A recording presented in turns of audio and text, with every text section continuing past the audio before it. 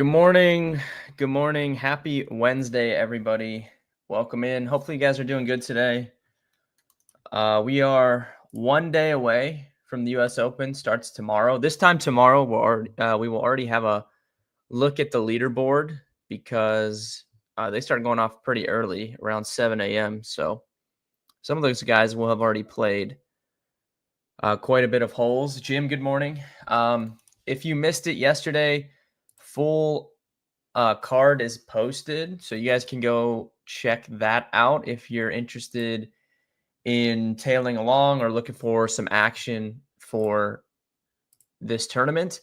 We're going to talk a little more U.S. Open today. Guru, good morning. We're going to talk NBA. We're going to talk Stanley Cup. Steve's going to come on around 11:30, maybe a little bit later, and yeah, we'll talk a little bit more, get his thoughts. I'd love to get his thoughts on if the Oilers are dead or not, because I have multiple bets on the Oilers to win the Stanley Cup. So hopefully he tells me that they're still okay and they can win this next game and get it back to 2-2. Obviously, we have game 3 of the NBA Finals tonight. I think it's another good spot for the Thunder. And then we'll probably take a look at our FSGA baseball teams again. I'm holding strong in 5th place in that league, but we can handle that when we get to that segment. I did go ahead and make for round 1 of the U.S. Open. I did make a 3-ball parlay, and I'll tweet it out later and post it. But I'll pop it up for you guys if you're watching now on the screen, just so you can see. So it was 4 guys, and I think it was around 22-1 when I took it. So the first guy was Bryson DeChambeau over Xander Schauffele and Ballester. That was the first leg. The second leg was Shane Lowry over Rory and Justin Rose. Justin Rose I haven't been able to figure him out, like if I like him or not here. But you guys know how I feel about Rory. I just really don't trust him at the moment, and I think Lowry sets up well here, and he's played well when he's played with Rory before. So I took Lowry there at plus 160. I took Ryan Gerard, who I like a little bit. I took him over Sam Stevens and Eduardo Molinari here. And then the final leg was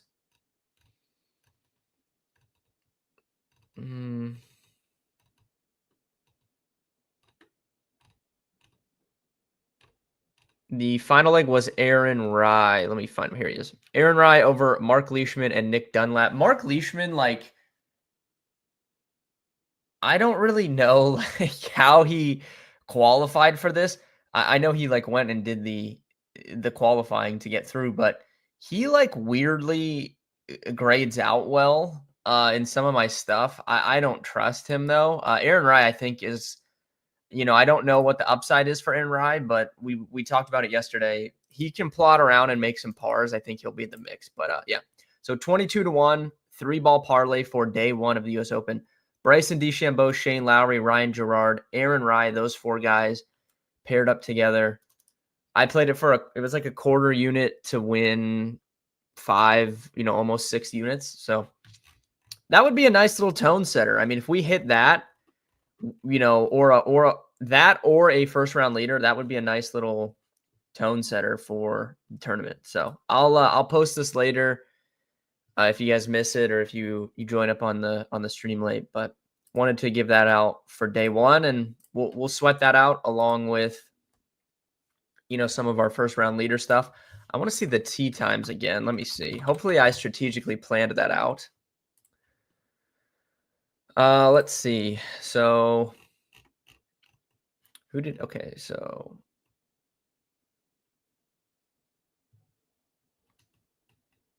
I think these guys are all. Shane Lowry is early morning.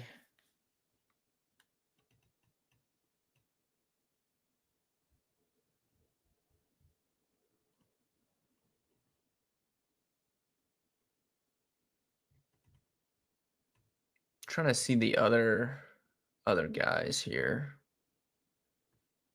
Gerard is early morning. Bryson is early morning. Where's Aaron Rye on here? So that's 3 early morning. We're gonna have an early sweat tomorrow if you're tailing along with this. I don't know where Aaron Rye's tea time is. There's too many people. He's afternoon, 1:58. So okay, so for the 3-ball parlay, 4 guys, 4 of them are early morning tea times, 1 in the afternoon. So best case scenario, we're looking good by the time we get to this Aaron Rye tea time. I think that would be ideal, and then have something to watch in the afternoon. Most of our first round leaders are early morning as well, and then Corey Connors is in the afternoon. All right. If you guys have any other questions on the U.S. Open or anything like that, go ahead, ask away. As for the NBA game tonight, I think the Thunder win this game. I think the Thunder cover this game. I'm pretty good with the Thunder in this one. I think Thunder on the money line is a good, if you want to pair that up with someone from here, like if you wanted to do Thunder and Bryson to get a 10-1 or a Rom to get a 18-1, I think that is I think that's viable. Katie, Fox, and Wemby are just instant contenders if the rumors are true. Yeah, well, okay, so I'm pretty high on the Spurs, like, moving forward. Like, I think Fox and Wemby is a great pairing. They obviously have other moves to make and a leap to take to get into, even the playoffs. But I'm pretty high on them if Wemby can stay healthy. Like, we've never been shown that Wemby can stay healthy. I think that's a critical part that I don't know if enough people talk about. Like, we've still never seen him be healthy. So I don't know if we can trust him to do that. As far as KD goes, though, look, I'm at the point. I'm done with Kevin Durant. I just am. I don't think he's necessarily bad. Like himself, he's still a very good NBA player, past his prime, but he's still a good NBA player. I think his days of winning championships are over. I just think it's done.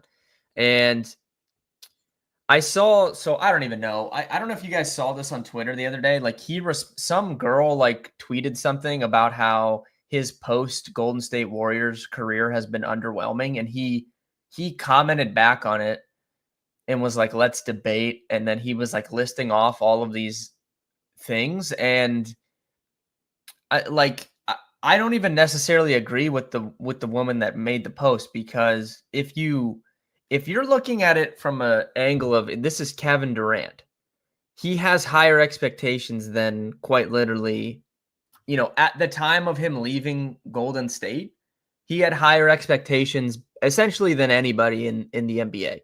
So when he starts listing off these accomplishments or reasoning as to why his career has not been disappointing since he was in Golden State, it was a lot of it was all me. Like, it was all solo accomplishments. I scored this many points. I had this many assists.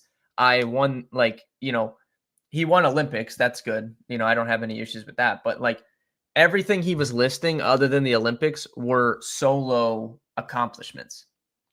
And I totally agree with the sentiment that we overanalyze the rings factor of player debates now, and we put too much emphasis on the championships. But at the end of the day, when you're a Kevin Durant and you're at the peak of your powers and what he was doing back then, winning MVPs, you're going to be judged by how many championships you win.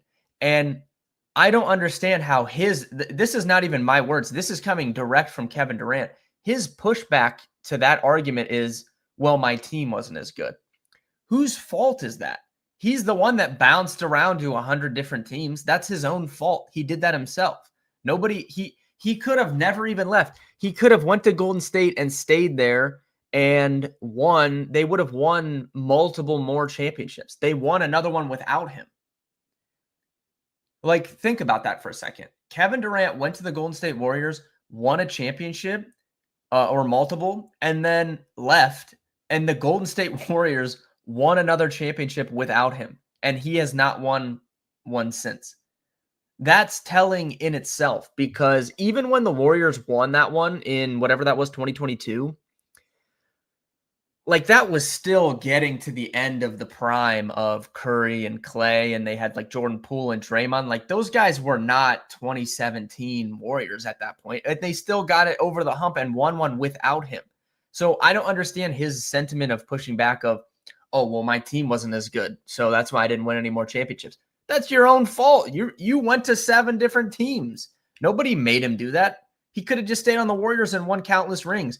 And if you want to sit here and if he wants to sit there and act like he didn't leave Golden State to go prove he could win one on his own, I won't believe you, because I think he did.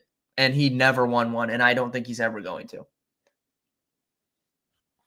I know that was a long-winded way to answer your question, Guru, but I do think that would put the Spurs more in the contender range, but I don't trust Kevin Durant at this point. I'm tired of Kevin Durant going to a new team and the talking heads on ESPN acting like that team becomes a championship contender. I just don't think it. I mean, look how bad the Suns were this year. I mean, it was a disaster. I don't have any faith. Like, I think Kevin Durant can still play great individual basketball. That's not a stretch to say. I think that's evident. But as far as him being,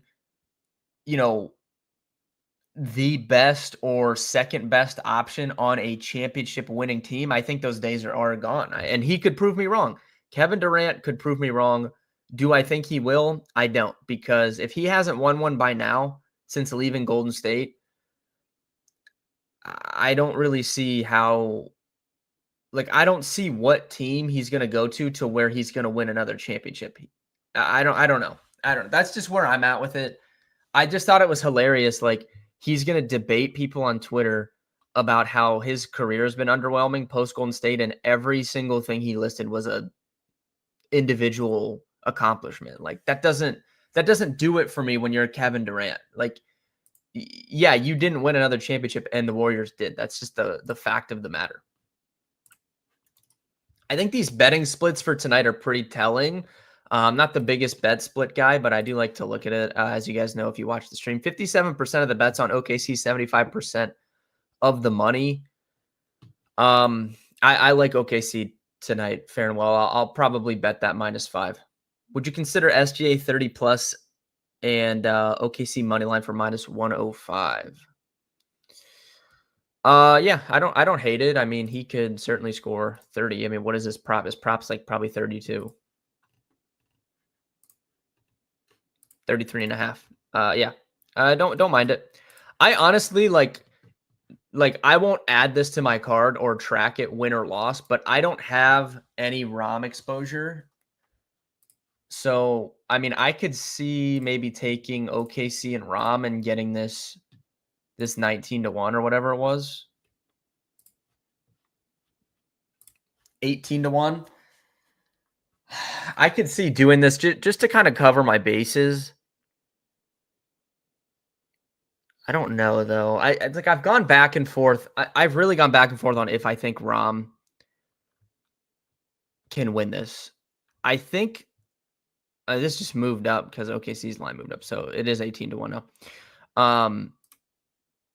I think the way ROM played at the PGA, I think maybe loosened him up a little bit to where he could compete here. He played very, very well, up until the last 5 holes when he had to send it to try and win it. And I mean, he should fit well at this course. I think some people will make the argument that the course is too hard. Like, he's too much of a hothead. He's going to get mad.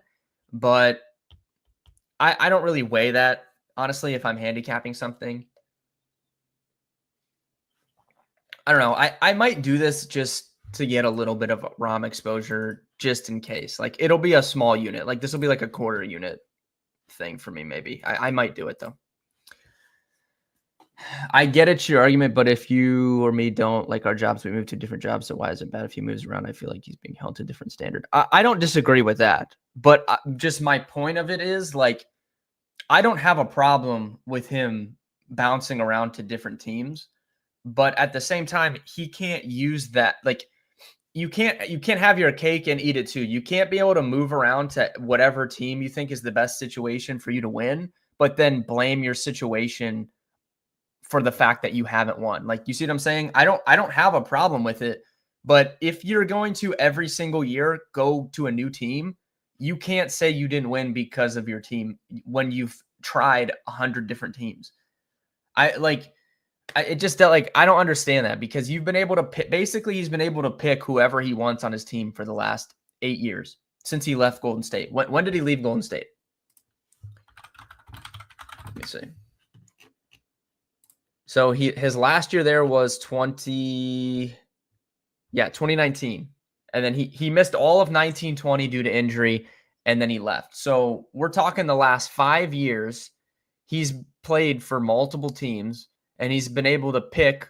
Like, he went to Brooklyn, picked whoever he wanted on his team, and they made moves, and he picked whoever he wanted on his team. Then he went to Phoenix, picked whoever he wanted on his team. I want to go play with Devin Booker. Like, think of it this way.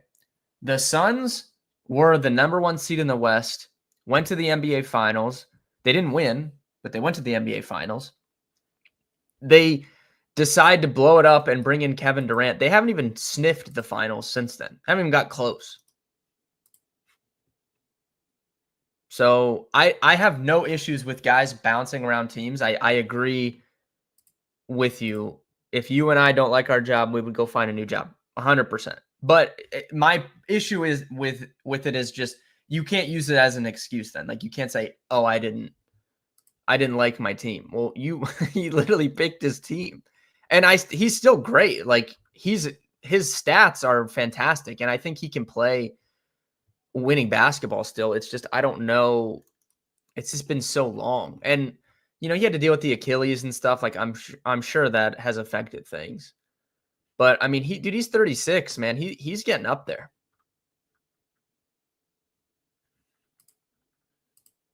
I would like him to win again. I like Kevin Durant. I think he, if I was ranking out players in my lifetime of watching sports, which we've had this debate a lot on the stream. I think last week I told you I would consider my lifetime of watching sports like since 2008, because when I'm if I'm a young kid, like, you don't really know what's going on even though you're watching. So I would consider like 2008 when I started watching. So if we ranked it out, obviously he was playing by then.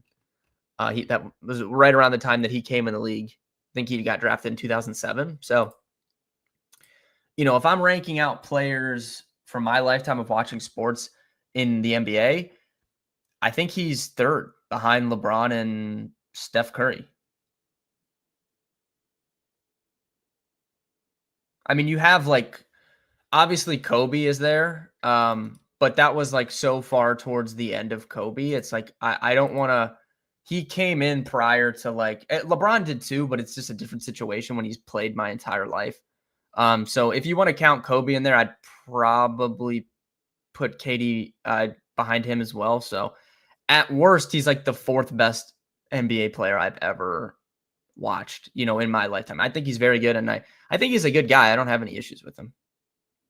Is Durant like Rodgers, switching teams and bringing in who he wants? Yeah, I mean, it's harder in the NFL to quote unquote bring in who you want because there's so many people on a team. I think when Brady left the Patriots, he was able to hand pick really where he went, and he went to the best situation, which was Tampa Bay, who had the offensive pieces in Mike Evans and Chris Godwin, and had a good defense as well. They just had struggled with quarterback play from Jameis Winston. So I think he was able to hand pick where he goes. Rodgers, to an extent, he's been able to pick where he goes, but it's different in the NFL when there's so many people on a team, whereas the NBA, 2-3 guys can completely change things. It's a lot easier to hand pick your team in the NBA. Like Durant tried to do it when they went to Brooklyn, him, Kyrie, and Harden. That's a team. The NFL, three guys really are not going to make up a team. I still never understood. Like, I think we'll debate this for years to come. Is like Aaron Rodgers' decision to go to pick the New York Jets when he left Green Bay. It's like I think we'll debate this for years to come. It's like, why? I don't understand why he picked the Jets. I'll probably never understand why he picked the Jets. Anyone that watches football knows, why would you want to play for the New York Jets? If we were looking at teams of the last 30 years that are just disasters, the Jets are at the top of the list. It's like the Browns, the Jets, and the Lions until the last 2 years. I'm sure. Is there anyone I'm missing? Off the top of my head, Browns and Jets, and then Lions until the last 2 years are the worst of the worst NFL teams that you could ever want to play for. So why would Aaron Rodgers pick to go there? I've never understood this. And I don't quite remember. I mean, this was 3 years ago. I don't exactly remember what his options were, but I can guarantee you there was a better situation than the New York Jets. Titans are up there, Mike. I agree. But they did, I guess, was that the 90s? Yeah, I guess that was the 90s. When was this? Oh no, that was literally the year 2000. I was gonna say they went to the Super Bowl, and when they had Eddie George. Did they have Eddie George then? I don't even remember. I was 5 years old. But anyways, they went to the Super Bowl, and then they were okay a couple years with Vrabel. They went to the AFC Championship game that one year with Henry.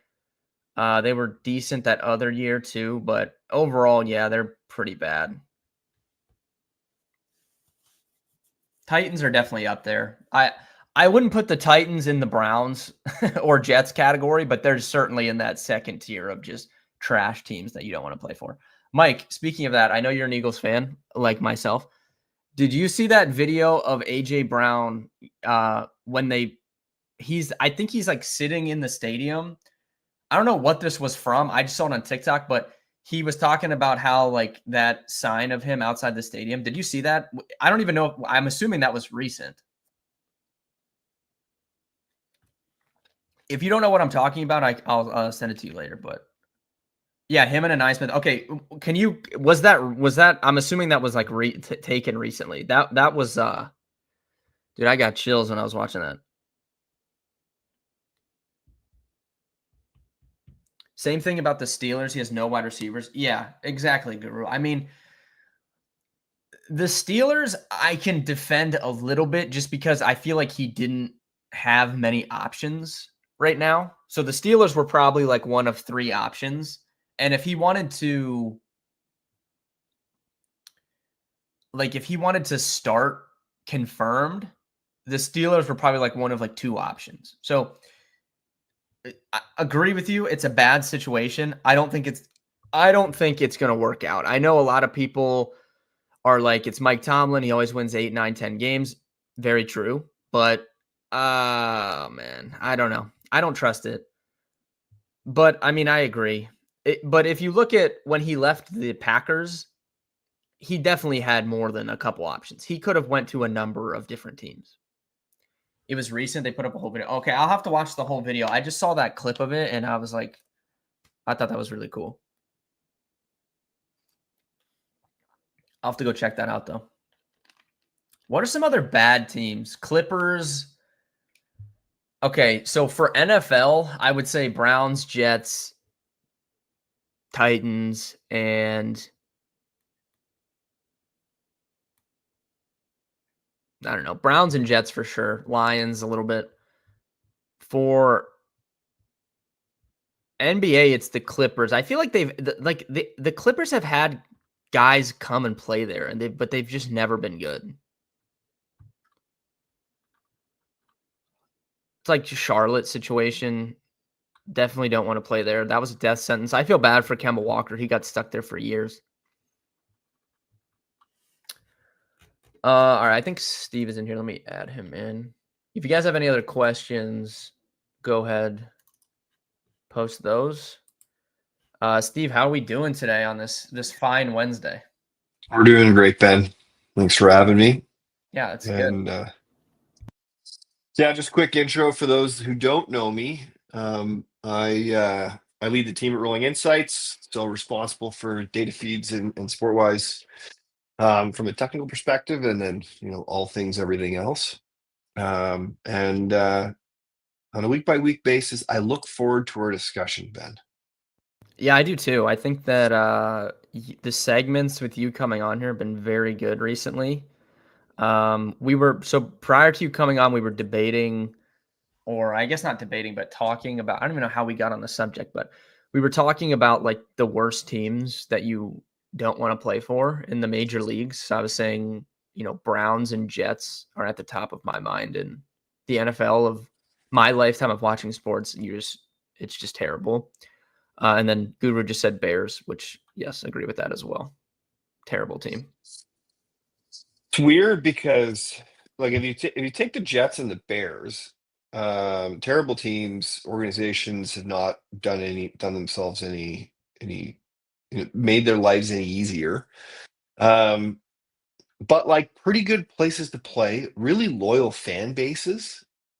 Um, like Yeah, well, even the Jets even and the Bears that's two huge market teams. I know, and people still they still love them. They still like it's crazy here. Like I live in Calgary, Alberta, Canada, and walk around, you see someone in a Jets jersey. I'm like, what are you doing? Where did you come from? Yeah. Yeah, that I mean, So it's it's not like they're in yeah. obscurity. Like the teams aren't very good, the organizations aren't very good, but you're kind of playing in good markets. Even the Cleveland Browns, like the people who I know, other than you, that are from Cleveland, love the Browns. Yeah, the Browns have a very loyal fan base. It's just I think we got because we were talking about Aaron Rodgers, like why would you ever pick to go to the New York Jets? Like it just doesn't make sense to me. And it's been disaster for him ever since then. Well, I suspect the reason why Rodgers wanted to go there is because he thought that he was going to be the Messiah and save the Jets from themselves, and then Yeah, he was going to be able to go in there with all his voodoo and could turn be. things around. And obviously, it didn't work out. Um, yeah, it probably won't work out in Pittsburgh either. The Yeah, only well, difference in Pittsburgh, he's going to have structure around him, yeah, and the organization is more secure. I agree with that. so he might have more success. They need him to do less there. I feel like he didn't have any options though. Like the Steelers were his only option if he wanted to start. Yeah, When he left Green Bay, I would say half the league would have taken. He had won an MVP the year prior to leaving Green Bay. Like he could have gone to a number of teams. yeah, I completely agree. Um, so yeah, picking the Jets, I think he thought that he was going to go in and be the king of New York, save the Jets. Um, but I am very curious to see how it goes inside of a Pittsburgh Steelers organization that, despite going in the wrong direction, have a really good track record of always putting out uh, good teams and Yeah. being simple. So it'll be really interesting. I like as I told you, I watched that documentary on him, and it kind of renewed my love and respect for Aaron Rodgers a little bit. I know that's probably why it was created and produced. So even though there was literally the only place he could play, it might have been the best fit. Yeah. Um all right, before we get into Stanley Cup, obviously like our FSGA league, anything else that we have, to talk about for the next hour. Obviously, I have to get your thoughts on the US Open. Do you have any predictions? Obviously, Scotty Scheffler, massive favorite. He's below 3-1. This is prime Tiger level pricing going into a major. But do you have any just overall thoughts on it and any predictions or anything like that? Yeah, I'm kind of surprised that Scheffler's such a heavy favorite at such a hard golf course. Because so much of what's going to happen this week, it's going to be about bounces and breaks. You can hit a great golf shot, and the ball can roll into a spot that can make your like just pretty much end your whole week. So, I think he's the favorite for sure, and I love Scheffler. I think he's a great golfer. But like just to see some of the odds that are coming out, I'm quite shocked that I think this has got to be the money skewing things. Yeah, I think I can't remember who. Somebody went back and looked at the last like 20 times that somebody was this price in majors or just golf tournaments in general, and I think they won. The person that was this low of a favorite, a lot of it was Tiger Woods, but if you go back further, there's some other instances with like Yeah. Nick Faldo and stuff like that. I think it was like around like a 22% win rate, which is still very good. Yeah. But Yeah. yeah, I mean, certainly anything can happen in a major, definitely. Well, that's why if you look back at the US Open, like you get so many no names who kind of come out of nowhere and compete, not always win, but they find themselves in the mix. And so it's the same with the British Open. These are the types of tournaments where you get a guy gets a couple of good breaks, playing well, and you know, is there on Sunday with a chance to win. So I think Scheffler is an absolutely like he's the favorite for sure. Is he, plus 280 favorite? I think that's probably I wouldn't take that bet. And in No, I some of yeah, the drafts I've been doing this weekend, I didn't take Scheffler. I'm Um, not I'm not betting anyone plus 280 to win a golf tournament. I'm just not. So I did not bet Scotty Scheffler this week. The fun thing that I think I don't typically recommend, I don't think these are good value bets, but it's fun because it's a major. I do like betting on this winner without market. So FanDuel actually has winner without Scheffler, or you can do winner without Bryson, Rahm, Rory, and Scheffler. So if you want to get crazy and look at some of those long shots, like you said, that you think will be in the mix, but probably not win. I definitely think there'll be random guys in the mix. I think that's a lock. If you just go back and look at the leaderboard from yeah. 2016, the last time they played here, there's random people in there. Jim Furyk, I think, was tied for second. Not someone that you would typically think would have success here, but can just kind of plot around and make pars, don't make mistakes. I think there'll be random guys in the mix. I just don't know. I would be pretty surprised if one of like the top like 10 guys don't ultimately win it.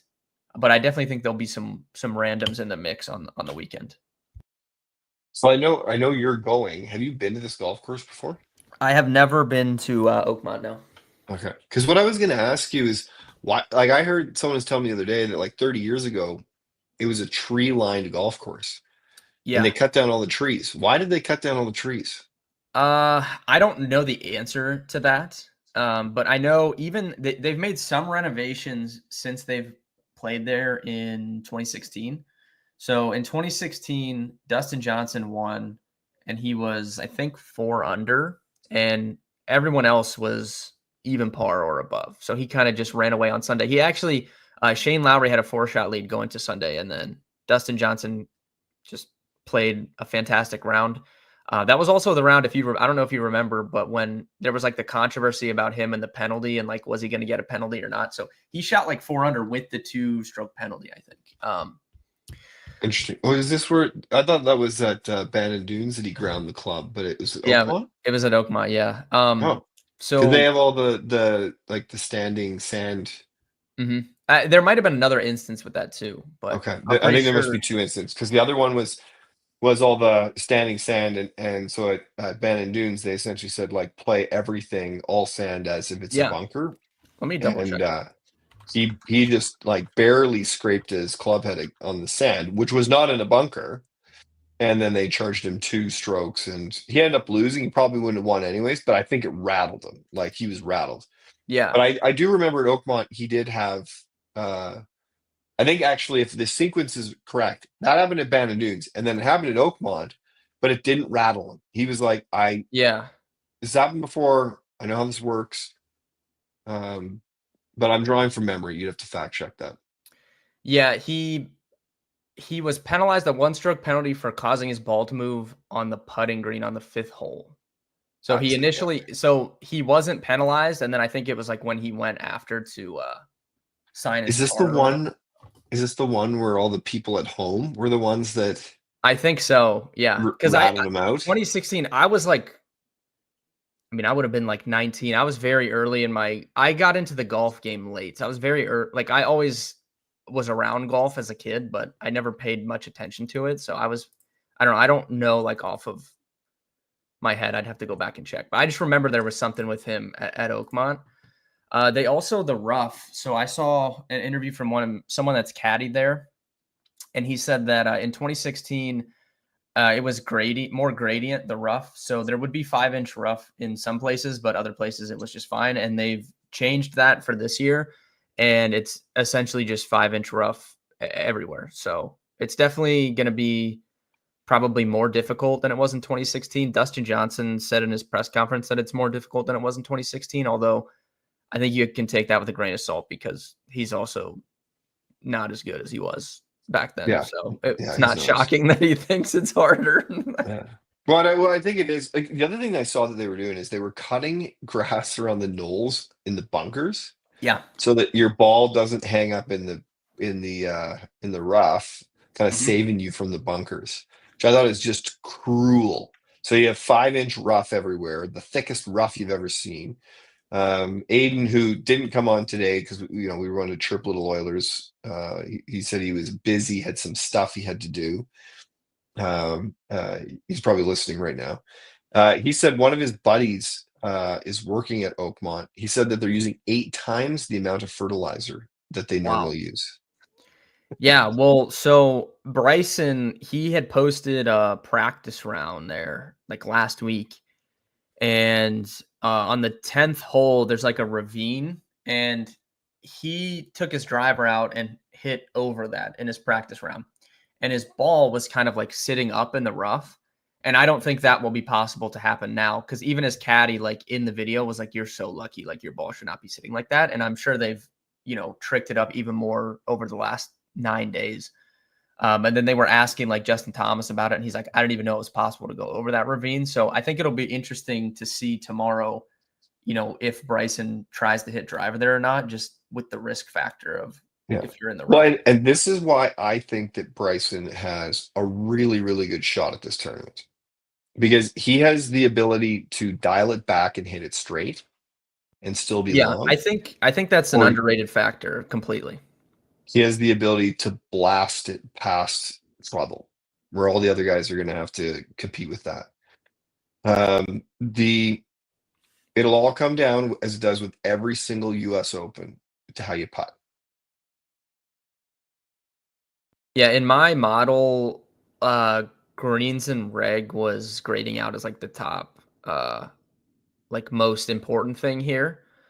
But I think that's an underrated point about Bryson because I think a lot of people, when they talk about him, they'll just assume that he's going to hit it past everyone, but it'll be in the rough. Like he can be accurate. I don't Yeah. know like where this sentiment came from that he's going to just be in the rough the whole time. Like that's certainly possible, but he's also for how far he hits it. I mean, he's reasonably accurate. Like he could be in the Yes. fairway still. I don't know like why people are just assuming he's going to be in the rough if he hits it that far. His length struggles in tree-lined golf courses. Yeah. That's where he struggles because he has to hit it on lines that are further than what the eye can see. And so if he misses, he then normally is competing with having to hit it around a bunch of trees. He doesn't really have that problem in Oakmont. So he might end up with a lie that has 5 inches of rough, which is hard to hit out of. But he has options because he's not trying to hit it around a tree or through a Yeah, tree. he might Tiger Woods it. He'll just hit it so far off that it's like over where all the people are standing, and it's like it's like That's matted down. exactly it. I don't know. I've never told you this story. So I grew up playing a lot of golf, played a lot of golf, love golf. Um, my family lived overseas, and so when we would come back to Canada, one year we were coming back from the Middle East, and it was the U.S. Open. So as a family, we were all watching, uh, and Paul Lowry ended up winning that year against Sean Van de Velde. And it would have been I don't think this has even been a possibility since, but a Frenchman would have won the British Open. And so one of the interesting things, he had a, I think, two-stroke lead on the 72nd hole. And so he went and hit his to like play as conservative as possible. Hit his ball way right down the 17th fairway where there's no trouble. The Burnburys, they're not there. He like hit it way over there. And then from the 17th fairway, I think it's the 17th, his plan was to melt it into the crowd so he could take a free drop, literally into the stands. So he hits it into the stands. It hits one of the bars of the stairs that allow the fans walk up and down the stairs, bounces 100 yards backwards into the Burnbury, where he has a chance to potentially hit it on the Burnbury because it's not fully submerged. He gets down into the Burnbury. He's about to play. He's got his shoes off, etc. Sorry for the long-winded golf story. For those younger guys, you got to go back and check this scene out. You got to watch it. It's crazy. There's a documentary on it. I He's in think the I've seen Burnbury this. Yeah. to play the ball out. He had a shot. The British paparazzi are so crazy that they've like lined up along the Burnbury. One of them falls in, creates a ripple, moves the ball in and submerges it so he can't actually play it out. Yeah, I think I've seen like something about, I don't know. I need to go back and watch this because I think or maybe my uncle was talking about it. Something I remember like somebody telling me about this. Well, some like the Brits will tell you it's the greatest collapse ever, but it's like literally the worst luck ever. So then he has to take a drop.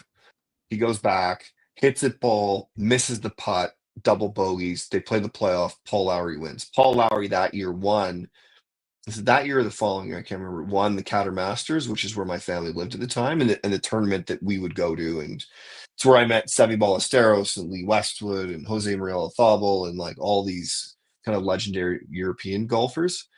Um, but if you, for the folks that I know, it's a long story, but you got to go back and watch just this one hole of golf. No one has ever had bad luck like that. But to talk about the strategy of hitting it into crowds and hitting it to where the people are to avoid some of the hazards, he followed that. It should have worked. If he didn't hit that railing, he would have won the tournament.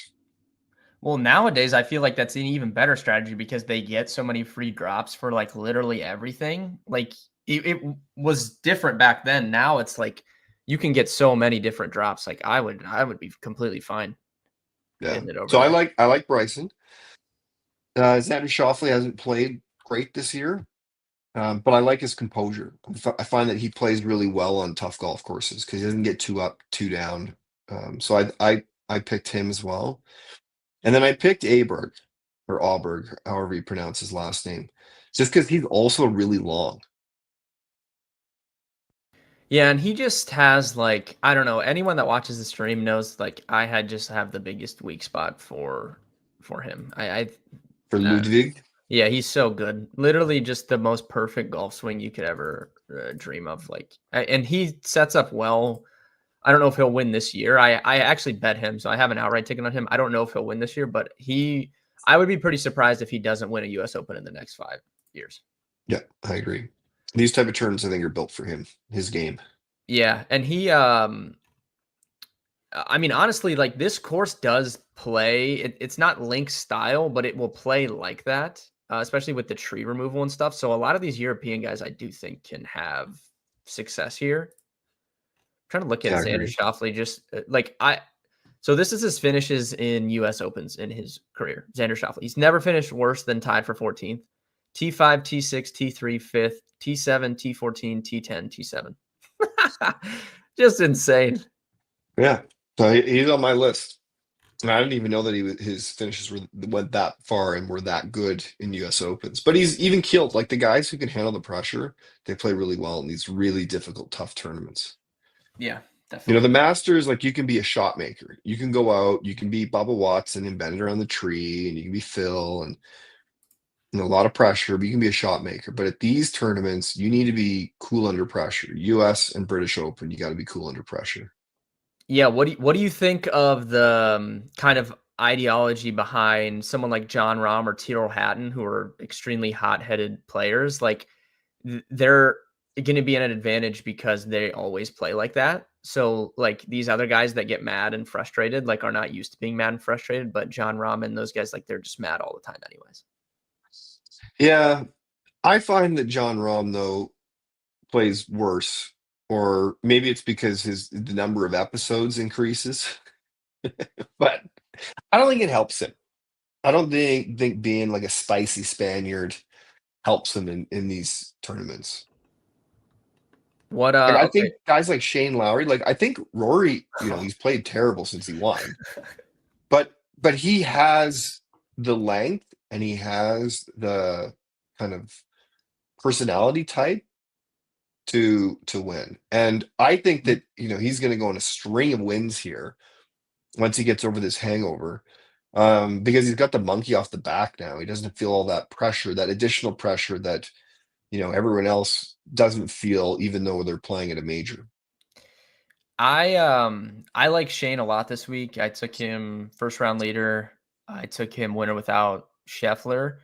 Shane Lowry, I just said he was leading by 4 strokes going into the final round of this tournament in 2016 at Oakmont. But Shane Lowry has been especially grumpy this year. I don't know what something's up with him.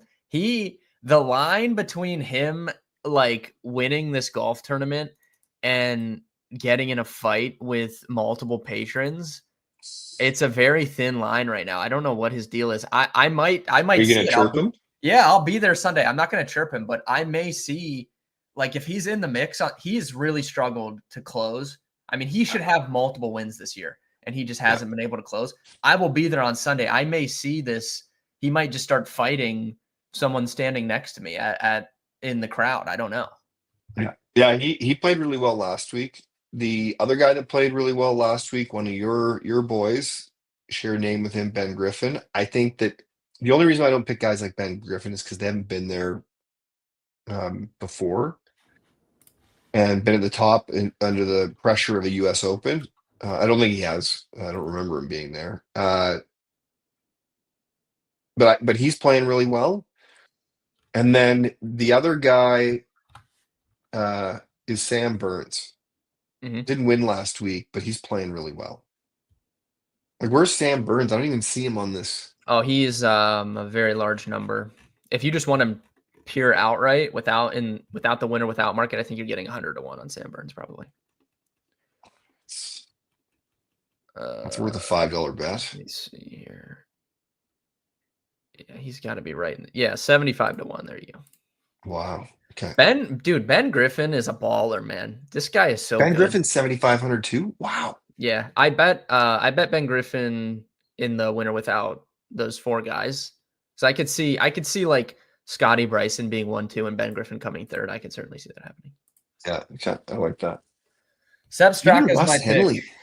Seb Straka is my pick. Yeah, Russell Yeah. Henley's good. Underrated golfer, just in general. 65. Man. Yeah, I mean, Scotty and Bryson are taking up so much win equity. Like in the pricing, you're getting like really big numbers on some of these other Yeah. guys. Yeah. Who's just your pick to win before we move on? I think it's Bryson. Like Bryson is my favorite golfer right now. And I just think that he spends so much time in these big moments, and he's got more power and tools than the others do for really hard golf courses. Yeah, I have no issues with that. I just said my Straka has won twice this year, and he's edged out like some actual players. So I have a little bit of faith in him. Like Ben Griffin's won twice this year, but do you really trust him to like outduel someone? Probably not. At least I've seen Straka like edge out Justin Thomas and Patrick Cantlay in some of these tournaments this year, so I feel Yeah, a little bit better about it. But yeah, I, I I do, think he's a good pick. Like Joaquin Neiman's a weird one. Like coming from dude. Live, haven't played a ton of tough turns. He's Why the is he greatest so high? golfer of all time if it's a live tournament. I mean, he just can't be stopped. I think he's won like 22% of all live golf tournaments. Is that a true number? Yeah, he's won like 8 of Crazy. 25 or something. It's crazy, dude. Yeah. He just doesn't lose over there. Yeah. Well, he's a good golfer, but to have him above, some of these other big names and guys that are playing really well seems Yeah. like there's a bit of a spotlight on him. Like I love live golf. It's a bit of a contrarian pick or approach or take. Um, I just love that they're changing it. They're making it more fun. Like I think that the PGA should adopt some of those things. I love team golf. I think it's great. I think every tournament should have team golf. That fits better with the North. Maybe not every tournament, but a lot of the tournaments. And they should be branding themselves and grouping together. Like imagine back in the day, like Thomas Spieth, like all those guys who were buddies were on a team playing together. Anyways, I love the concept of live golf, but Yeah. it's not as competitive. It's nowhere near as competitive as the PGA Tour. Yeah, I saw. So I don't know if you saw Bryson had some pretty like open and like candid comments about it yesterday, I did and not know. yeah, you have to go watch it. But he basically just said like my contract's up in 2026. We're renegotiating. I know my worth. They know my worth. But he was like, I love team golf. Didn't sound like there was any chance of him not returning to live. He seems pretty bought into that whole aspect of it. So I don't know. It was like a long, like he answered for like 2 or 3 minutes, but I mean, he was completely open and honest about it. It was pretty interesting. Yeah, yeah, it's a bigger discussion, but like I don't really understand why they can't figure out a way to have the players play back and forth between the two, and Yeah. have both organizations still benefit and prosper and grow. Um, but I'm sure it's coming from the PGA. Doesn't want to. A lot of old money and a lot of old guys. They don't want to think about things differently. Anyways, enough golf. Let's get into, we got to talk Stanley Cup. Are the Oilers dead, Steve? Tell me they're not. I don't believe they are. As we said at the start of this series is rat v rat. So what we saw in the last game is the Oilers definitely showed up in. So we'll go through the games. Game one, Oilers won. Game two went to OT. The ultimate rat, Brad Marchand, gets a second breakaway, scores an OT.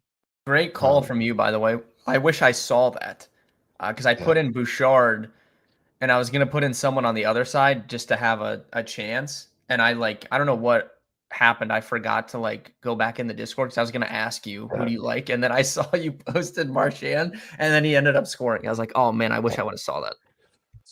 yeah. Again, big game players having a great playoffs. Uh, the way he slashes through the neutral zone, I think the Oilers defensemen are having a really hard time picking up the lines that he skates on, and he's quick enough still, even his advanced age, that I think you're going to see more of that. But the at the end of the day, it's been a really tight series, and so essentially the Oilers have lost one game, and they made a bunch of mistakes. They took a bunch of penalties. It ended up being a blowout. Two periods were essentially contested. Then they scored a bunch of goals and it turned into a fight. For any of those folks out there that are not watching hockey, you don't get any better entertainment. When you have a blowout game like this that ends up being essentially meaningless for the second half, there was line brawls, there was fighting, there was people squirting Yeah. water bottles in the other team's bench. Like it was great. Like by the end of it, there was like 8 players on the Oilers bench. And I think in my eyes, the Oilers, like if I was sitting on the Oilers side and I was, Chris Nowak, the coach, I would have said, okay, we lost this game. Go get your rat energy out, inflict as much damage as you can in this game without getting suspended or getting hurt, and go out and leave a mark and make them tired so that for the next game it's harder for them to play. Because that's one of the things that these types of teams do to other teams. The longer it goes, that rat behavior wears the other teams down. Yeah. And I think like, I mean, they just need to, like, if they win tomorrow night, it's, 2-2 and they've gotten home ice back essentially, right? So it's Yeah. like, they if you would have said they're down 2-1 before the series, they probably wouldn't have been too mad about it because they're like, we just need to go we need to go win one game essentially. Exactly. And the important games to win, unfortunately for them, are 1, 3, 5, 7. I think that's what the math is on 7-game series, particularly in the NHLs. But you win game 4, you're tied best of 3. Sorry, best of 3. You have to win 2 games, and you've got 2 at home. So I don't think they're out of it. The trick for them is going to be coming into this game and just leaving all of that behind and going out, playing their game, and being fully composed. On the flip side, I think Florida looks great. Like they're the best rats out there. Plus, they've got so many weapons. Like, it feels like we've hardly talked about Sasha Barkov in this series, and he's a superstar. But it's because all these other guys are playing great. So at the end of the day, I think it's still going to be an uphill climb for the Oilers, but this is their best chance. I think their team last year, as we talked about, I think is better. But if you look at this year, I think this is their best chance. I agree. Is there a correlation between Aiden not coming on the stream and the fact that the Oilers are down 2-1? If the Oilers were up 2-1, would Aiden be on the stream right now? He might. He might be. He might have found the time, but he Yeah. is busy. Like No, I'm he's just working kidding. on European soccer. So, and we've got to get it finished. So, and he just came back from vacation. So he's Yeah. got a, I think he made the right decision, but we'll I forget when game 7 is. Hopefully we'll be able to get him on next week. Oh yeah, certainly. If we're into like game 6, game 7 territory, he'll have to come on for sure. Because I think they're going to 2-game. I can't remember exactly, but I think they're going 2-day breaks for the final. Yeah. Which is crazy to me, like just dragging it out. Yeah, and honestly, like that helps these teams that have played a lot of hockey recently in recent years, right? Like you get the extra day off. Yeah, it does. Yeah, this is crazy. This is crazy. Saturday, they play the next game. So they play tomorrow, Thursday, Saturday, next Tuesday, next Friday. It's going to end on June 20th. Yeah, that's insane. That's like NBA level of like dragging things out. They have to report for camp at the end of August.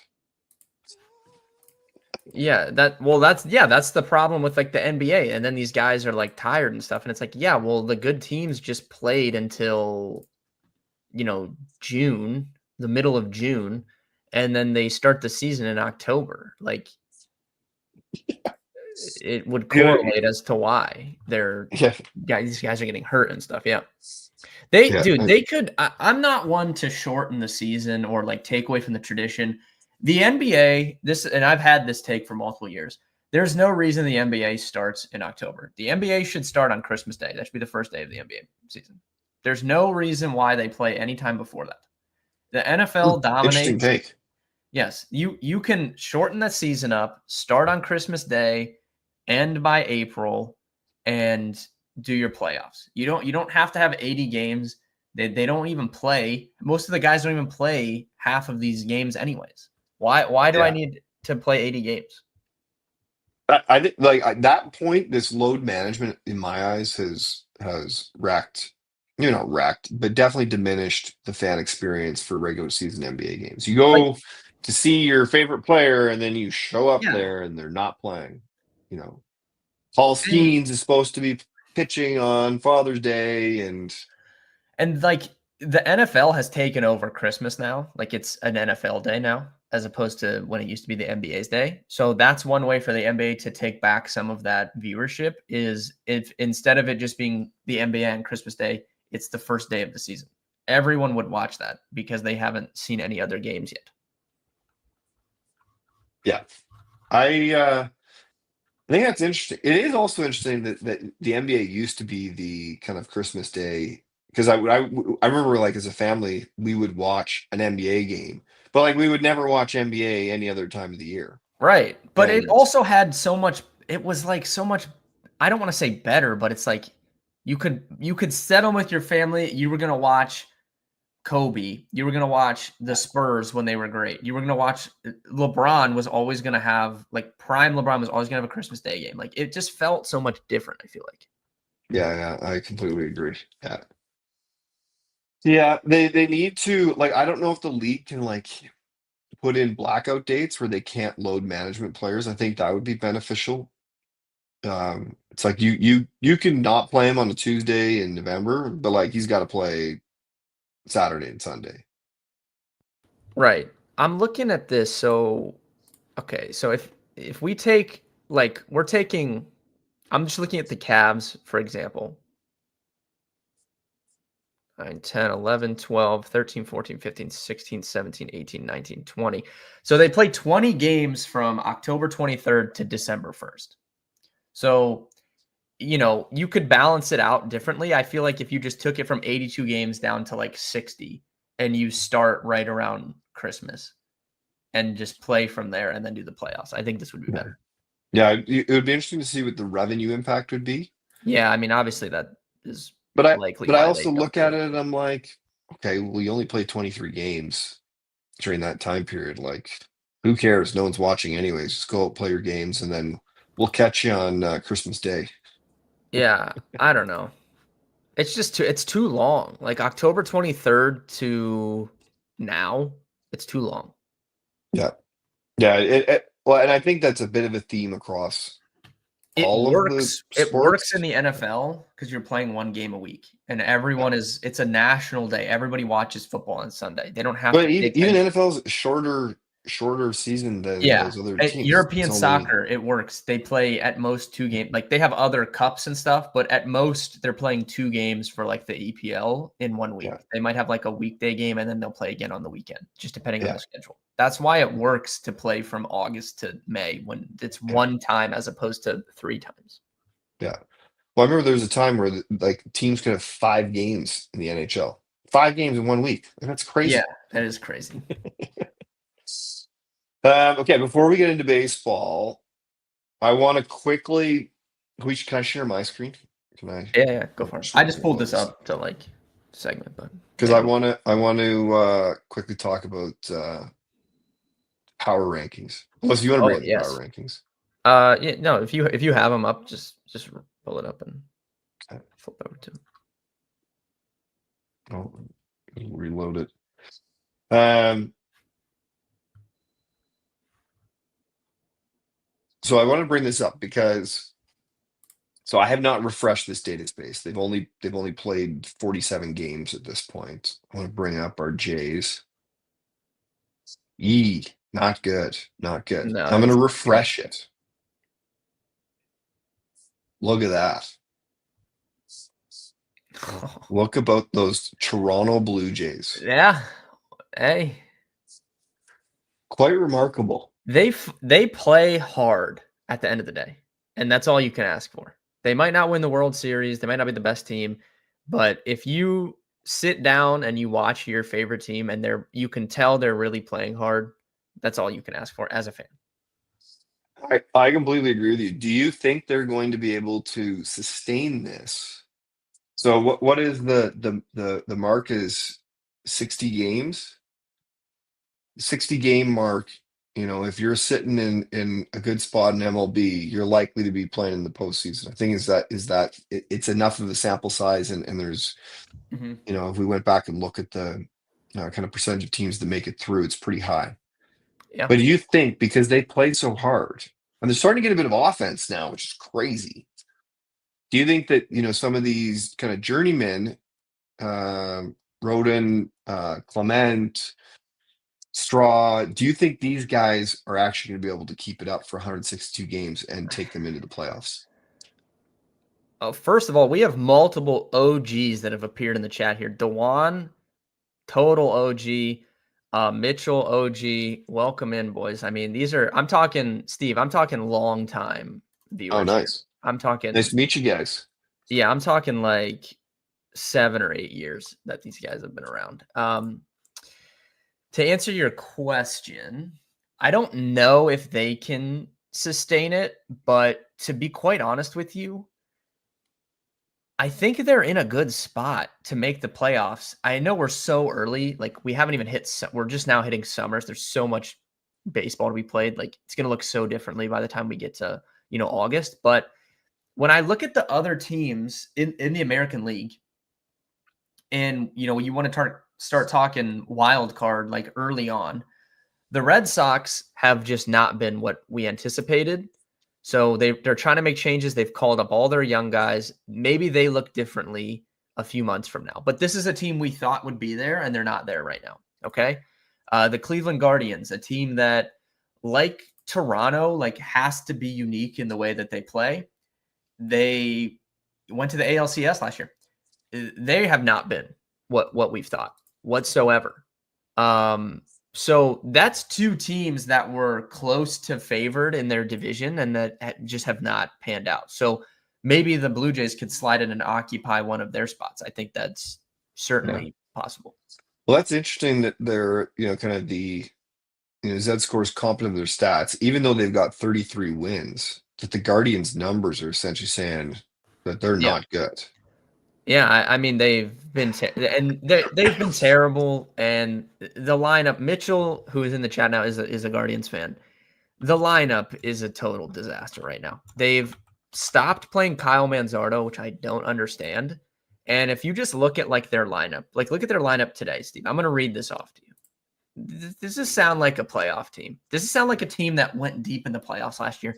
We've got Lane Thomas, David Fry, Jose Ramirez, great. Okay. Carlos Santana hitting cleanup. Gabe Arias, Nolan Jones, Jonathan Rodriguez, Dom Nunez, Angel Martinez. This is one of the worst lineups in the league. This is terrible. Yeah. I mean, the average fan, I don't even think would know 50% of this lineup. And Carlos Santana's hitting cleanup. He's like 50 years old. It is hilarious. Like you're going to tell me that team's going to make the playoffs? No, I don't believe it. And they were supposed to get Shane Bieber back. He got hurt again. Disaster. Yeah. No, well, and the funny part about it too is, when you look at, like, I'd have to go back and look at their strength of schedule so far. Like, I'm just surprised they have so many wins. So they keep somehow pulling it out. I don't know.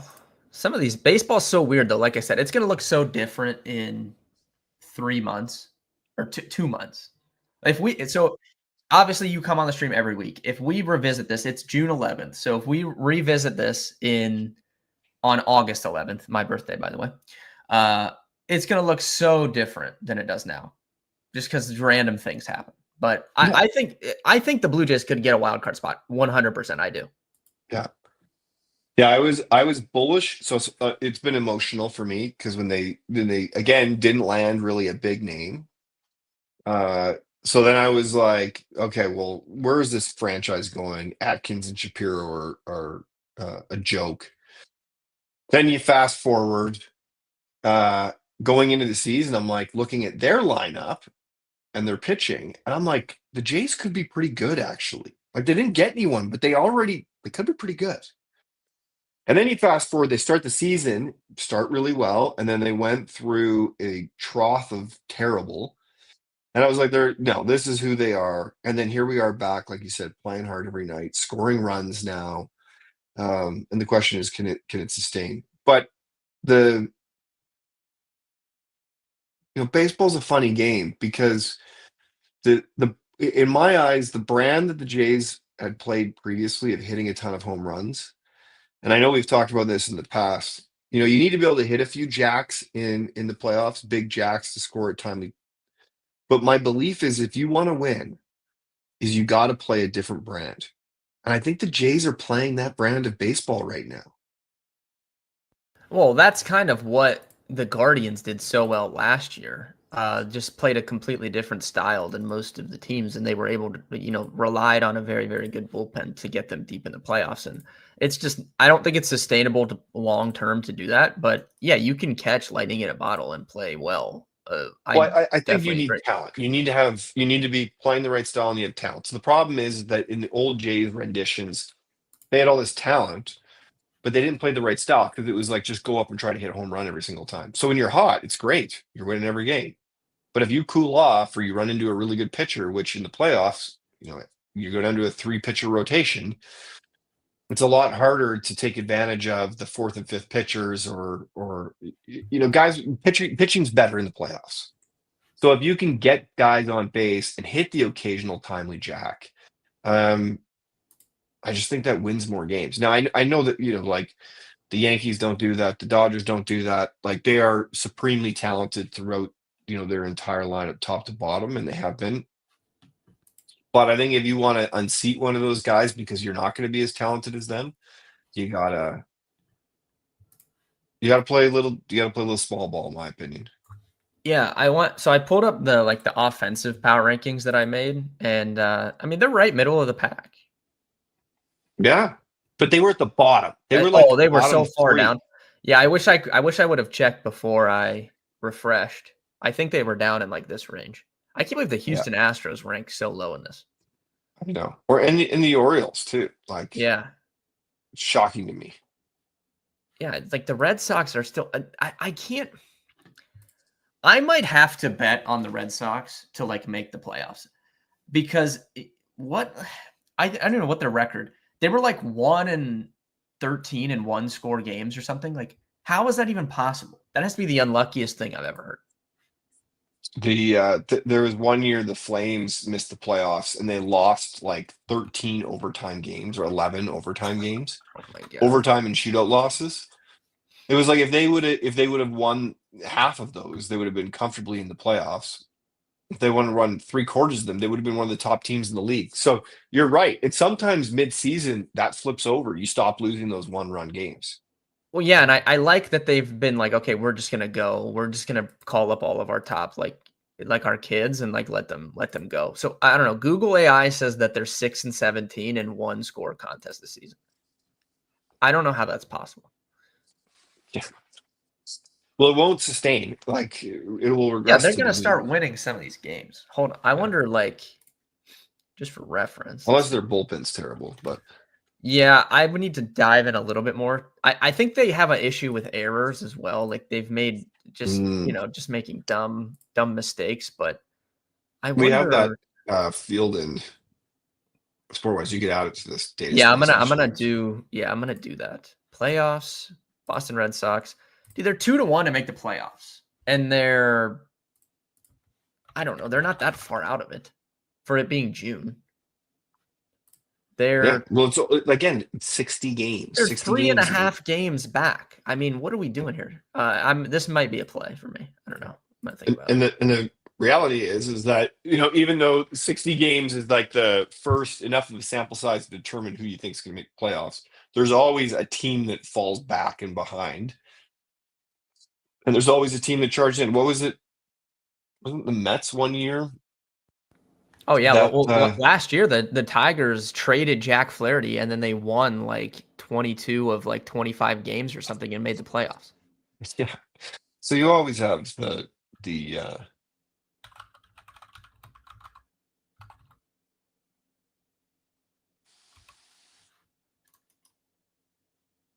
It was something crazy the last year with the Tigers.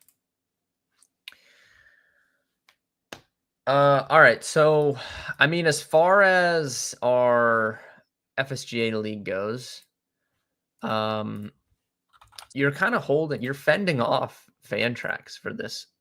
I feel like I'm mounting a bit of a charge, Ben. That's how I would describe it. I wouldn't describe it fending off. I would say, look out to those teams above me because I'm coming at you. Let me pull the standings up. You are, you could. So I want to know like the gap between, like, it's a sizable gap, but like really truly how big is it? So look at my stat line. So one of the things I will comment on is that this MLB league is tough. 14 teams. You have to draft well. Howard was right. Willie Davis wasn't a good pick. If I had Trey Turner or Freddie Freeman, yes. You're already waving the white towel on that. Yeah. It hasn't worked out. He's sitting on my bench right now, and it seems like he's getting worse. Um, but I've had a bunch of other good picks, and like anyway, I won't get into all of it, but like Will Benson, I thought was a great pick, and then I released him, and then he started because he didn't start the year in the Yeah, majors, and now he's he's been playing on great. But fire. someone else bought him on the waiver wire, beat me back to him. But the problem that and this is something again, like strategically when you go through the draft, and I have overvalued this, maybe not overvalued it, but I've emphasized it in the past. But power is such a critical thing for in these long, deep expert leagues. And I probably, well, Willie Adames was going to be my power guy. I moved to San Francisco, so maybe it's my own mistake. Um, but the problem is that the categories RBI and home runs, where I'm struggling, there's just nobody available. Rowdy Tellez. I don't even have him playing right now, but he's the only guy who has any substantial chance of hitting multiple home runs. Let's get rowdy. And so I've got some tough sledding in those categories. So then it means that well, how do I gain ground? I've got to make sure that I'm good in all the other categories. Now, here's the good thing. Some of the guys like Marcus Semien, they're coming back and they're playing well. Royce Lewis starting to play well. All those injuries and slow starts, those guys are starting to come back for me. So there's hope. There's a bit of hope that I'll be able to, not only fend off as you described it, but also charge back and take down Yahoo and some of those other guys that are who look like they're quite a ways ahead of me. But I feel I've got a pretty good chance of. And even if you look at You're the not gap right that now, far off in home runs. I mean, you're down like not even 10 to some of these guys above you. yeah, exactly. So if some of my kind of high picks who haven't played well or were injured start hitting for power, then I we have 100 games left. I have been rapidly gaining steam in the save department, though. I mean, we are Well, up. I wanted to look at that. Like, tell us about your voodoo. Yeah. If you guys don't know, okay, when Steve first came on the live stream, this was about a month and a half ago. I had Two, one, two I had, zero. I had two saves, and now I have 16, and I'm closing in on these guys above me, honestly. I really am. Yeah, I've just gotten lucky, to be quite honest with you, with like injury stuff. So well, But first there's of a all, strategy there. yeah, well, nobody had Will Vest, which I didn't understand because he was Yeah. getting save opportunities for the Tigers. And then he has 11 saves now. So he's just like completely taken over. So that one was like a little bit lucky. And then like Palencia, Agnos has chipped in with 4. Like these guys just get save opportunities. Well, Palencia, because of injury, has gotten save opportunities. Same here. And then David Bednar isn't very good. He plays on the Pirates. They don't get a lot of opportunities, but they still go to him when they get a chance. And he's actually been okay recently. So one of the things I wanted to ask you is, so I employed this strategy 2 years ago where I had kind of heavily weighted towards relievers. But the problem is I didn't get enough strikeouts. I didn't get any wins, or enough wins. And so what is your game plan long term? Because you have 4 guys essentially dedicated to as relievers. Yeah. Yeah. And that has hurt me overall. But like I told you guys like 2 weeks ago, like there's a method to the madness. I want to, if I can just get back into the mix, like not to where I have 2 and the next closest has 20. If I can get to where I'm like 3-2 back from that big group of saves, then I cannot have to play as many. Like I don't have to play Zach Agnos or David Bednar if I can get into that mix. It's like I just got to get up there. And then hopefully, like, I don't even know what the update is on Michael King. Like, I need this guy to get back.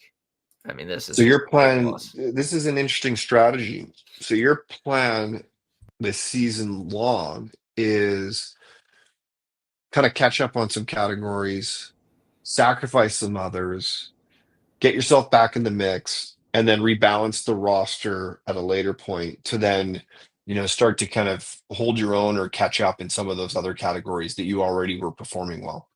Yeah, because the offense Interesting. is going to be fine. But I was so far away on saves it's like I had to play like 4 or 5 guys, and now I've closed the gap. Now everyone's at like 20, and I'm at 16. So if I can get a couple more, if I can get to be like 3 or 4 back, then I can roll with 2 guys that could get me saves and, put more starters back in then and try and get back up there in the like the strikeouts and stuff. So Interesting. I'm learning a lot here because most of the leagues that I play in now are head to head.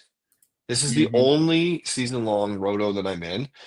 And uh, I hadn't thought of that, like, hey, temporarily overweight to this one, just even your lineup, but who you probably pick up as well.